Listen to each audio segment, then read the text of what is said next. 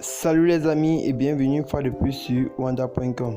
Du côté du Cameroun, nous assistons à une géante manifestation dans la ville de Paris contre le régime de Paul Biya.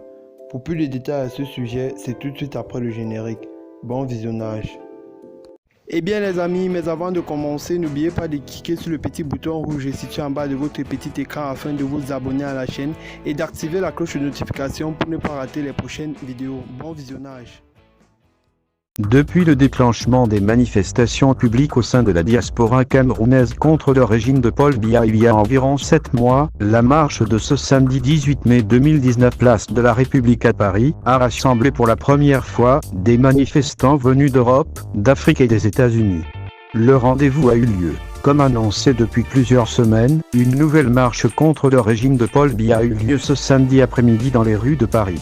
Mais, contrairement au précédent rassemblement dans la capitale française, celui de ce samedi a vu la participation effective des manifestants venus d'Europe, d'Afrique et des États-Unis. Aussi, presque toutes les grandes figures de la résistance en Occident ont répondu présents à l'instar du professeur Franklin Nyamsi, Patrice Nguénan, Brice Nietzsche et des redoutables commandants Calibri Calibreux et Général Danto.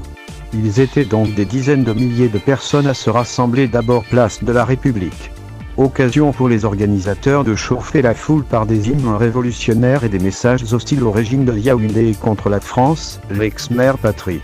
Paul Biya assassin, Macron complice, le Cameroun va mal, nous voulons le changement 37 ans au pouvoir, ça suffit. Voilà entre autres les messages des manifestants pendant la marche.